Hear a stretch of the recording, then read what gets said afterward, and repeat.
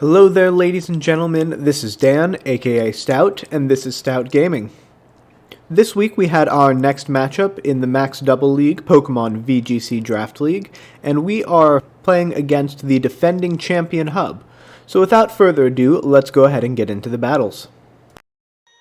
So looking at my opponent's team they brought, there were a couple of surprises. The Pangoro being the biggest one. I really didn't have too much prep for it. I wasn't expecting it to come, and I was definitely curious to see what she would be doing with it. And also not seeing Dragonite was a rather big surprise for me.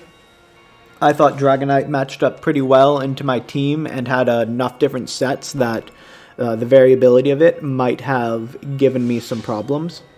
But I was glad to see Cinderace and Venusaur. I had good sets ready for both of them, and I was expecting a Cinderace Togetic lead this first game, which I have a Thundurus with a Choice Scarf and a Landorus with a Band.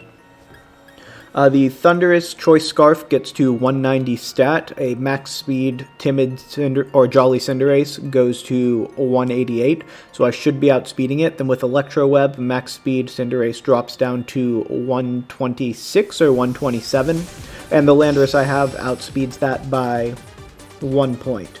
I will note that my opponent had some issues with her Cinderace in that it only had 3 moves, and the move it was missing was Sucker Punch. And she had a plan for this Double Genie lead, I'd been informed, that was Sucker Punch into the Thundurus and then finish it off later with an Ice Shard. I ran some calcs on it, and at -1, the Lapras would have to be almost max physical attack for that to KO, given the amount of bulk I'm running on the Thundurus. But what I want to see here, turn 1, is a Dynamax, because nothing really switches into an Earthquake really well, and Banded Earthquake plus Electro Web from a max special attack Thundurus will KO a Dynamax Cinderace, and the Electro Web speed would drop it below the Landorus' threshold, which would allow me to pick up a clean kill and sort of weaken this Togetic some. So this was my plan against Cinderace, and getting an Intimidate on it is also pretty nice. So basically if my opponent Dynamaxes here, that Cinderace, unless it's running a substantial amount of bulk, is going to be going down before it does anything, and my opponent will have burned a Dynamax, which will put me in a really good position for this particular game. And that is what happens here. And again, unfortunately, with the 4th move for my opponent, they had a slightly different plan that they weren't able to enact, but without that being in place, this is just going to be a clean KO and saving Dynamax, which is going to let Landorus and Thundurus start putting in a bit more work. Although I will be locked into Electro Web and Earthquake at this point. It's going to do a decent chunk of damage. And I pick up the KO on the Cinderace, and I'm feeling pretty good about this game after turn 1. I think my prep was pretty on point for that. And I'm just waiting to see what my opponent's going to bring out. And I want to talk a bit about the Tapu Koko I have in the back that you'll see in a little bit. It's a physical Tapu Koko set. And here's the Pangoro. I'm a little scared of it. I'm pretty sure it gets access to Ice Punch, which would be threatening. But I don't think it has enough bulk without Dynamaxing to survive an Electro Web Earthquake double up, which if I'm able to just keep picking up KOs with spread moves that can't be redirected by this Togetic, that's basically my best shot against my opponent.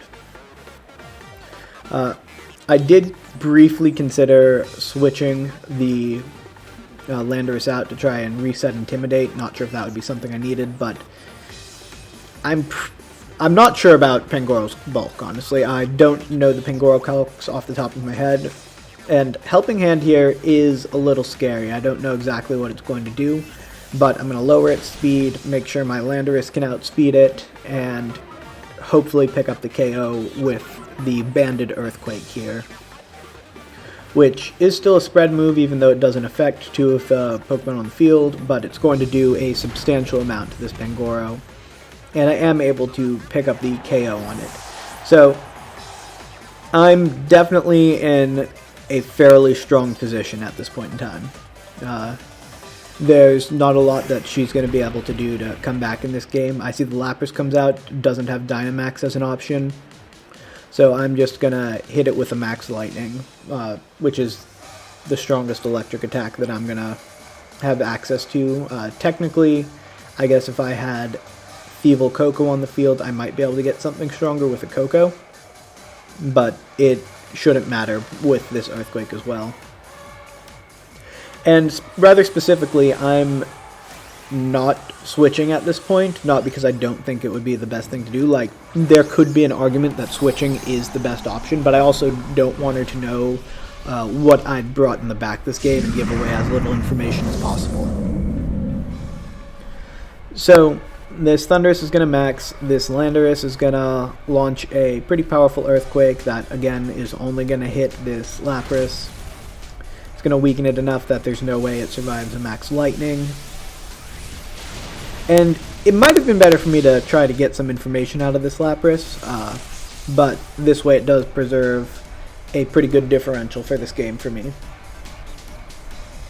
So, taking out the Lapras is nice. The only thing left is this Togetic, which shows that it has Tri-Attack, which is not the most common thing in the world, so that's a decent bit of information to pick up, and it gets the burn on Landorus. But again, I'm not planning on switching anything out. I'm just going to EQ with this Landorus into the Togetic and launch another Max Lightning at it. I will say that my opponent's Sucker Punch play definitely had a chance to make this game much more competitive, but the calcing that I was doing to try and calculate it, I don't think it would have been enough based on what I brought in the back for this game. So while the genning issues are unfortunate, I don't think they were the deciding factor in this game. But with that being said, I will skip ahead to Game 2. So in Game 2, I had a pretty solid plan of what I wanted to do after thinking about it Game 1. I saw how badly that I beat that Cinderace Lapras combo, and I really didn't expect my opponent to lead Cinderace Togetic again. I expected Venusaur to come out and Riolu to have Sunny Day and Coaching and then two moves that are less relevant. So I wanted to go with my Koko Thievul lead, and I knew that pretty early on in game number 1 that this is how I wanted to lead Game 2. The Koko set I want to talk a bit about. It's a physical set with Wild Charge, Brave Bird, Iron Head, and then Eerie Impulse for support to allow me to outbulk Lapras' late game. Eerie Impulse plus Snarl. Lapras isn't really going to be doing much to anyone at that point in time. And without a Dragonite, I don't feel bad about not having the Fairy attack on it. And the Thievul is meant to support it, with obviously Snarl and Foul Play support, along with Howl to raise its attack, and then Parting Shot if I need to pivot it. The Thievul's speed is something I want to mention as well. I've set it so that after the Unburden, it will be faster than Venusaur in the Sun by 2 points, I believe. That's how the math had to work out with it, which allows me to outspeed it and get a Snarl off early to make sure that not too much extra damage goes into this Koko, which I have Life Orbed, before the Koko can get off a max Airstream, and then likely outspeed the Venusaur. I'm not 100% sure on that calc. I don't think it's as solid as the Thievul, which I have outspeeding Timid max speed Venusaur in the Sun. But I do know that this max Airstream is going to do a number on this Venusaur anyway. Riolu, like I said, I 100% expect to use Sunny Day here. Give it the sun support that it needs, and then Riolu, I think, is just going to sit there because Coaching doesn't really help Venusaur much, which will allow Tapu Koko to start putting in some work against this game. So, My immediate play on this turn, like I said, is to make sure that Koko's not going to die. A -1 max ooze from a modest Venusaur into Koko will do less than half, which would allow me to survive 2 if I snarled twice, or if I think I'm going to outspeed the Koko after 1 Airstream boost, which I do. I only have to survive 1, and then I'll be at about 50% HP after Life Orb damage. Riolu sets the Sun, which is to be expected. Thievul is still going to be the fastest thing on the field, which is going to really limit this Venusaur's attacking abilities. And it does a decent chunk to Riolu. I don't really think that that's going to matter much except for breaking the sash. The Max Ooze comes out, delivers just under 50%. Tapu Koko is going to knock itself to just above 50% actually after Life Orb with this hit. And I'm going to launch the Max Airstream off of Brave Bird. I see that the Venusaur is running the Flying Protect, or the Flying Damage Reduction Berry, which throws off my calcs a little bit, but Koko's going to be able to pick up that KO next turn, especially with a +1, which I don't even think is necessary. Like, Thievul has 2 moves here that aren't necessary, because I'm pretty sure I'm outspeeding this Venusaur, so the Snarl to guarantee the survival on the Koko isn't necessary. And I'm pretty sure I'm picking up the KO, so the Howl to give it +1 also isn't necessary. But thinking ahead into the long term, a +2 speed, +1 attack, Tapu Koko's gonna hurt basically anything that it's fighting.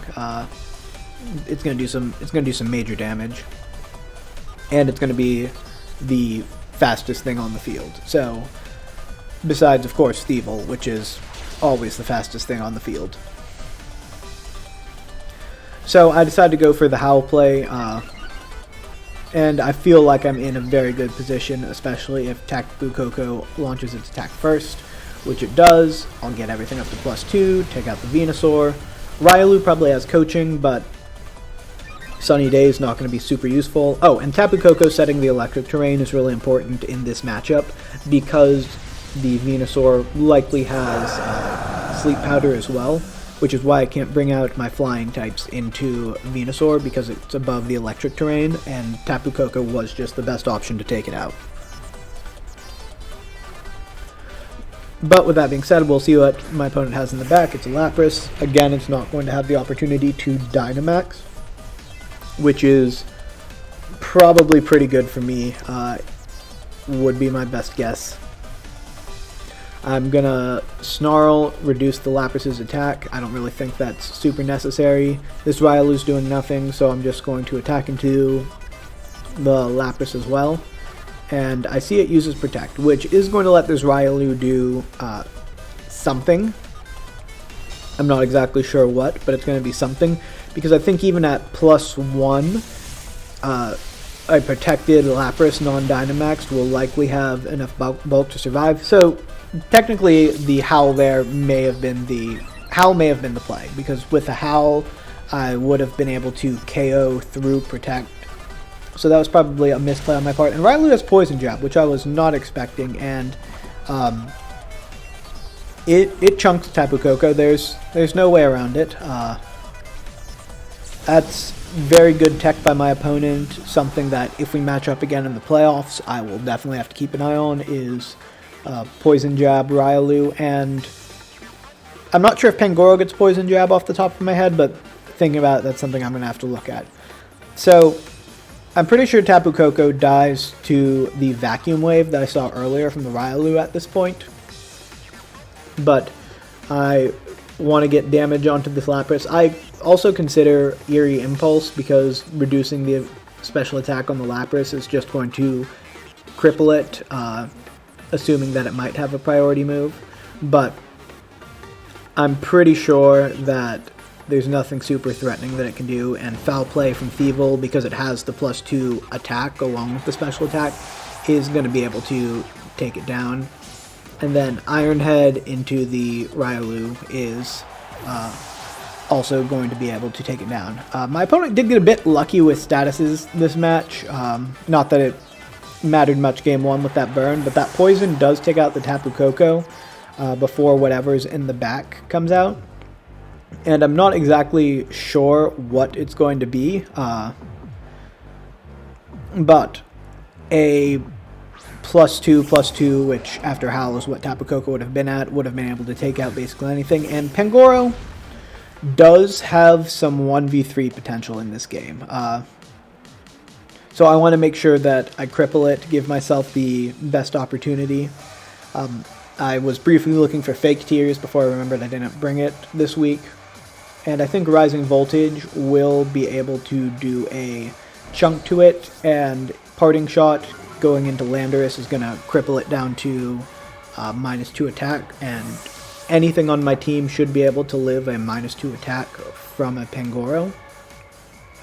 So I'm feeling pretty solid about my position at this point in time. I don't think this Pangoro is going to be doing that much with -2 attack. This Rising Voltage is going to do a good chunk to it, probably not KO it, because I think Pangoro is fairly bulky, but I'll be able to pick up the KO next turn. And then I see Ice Punch, I should survive, and I don't. And Pangoro is scary, and it crit.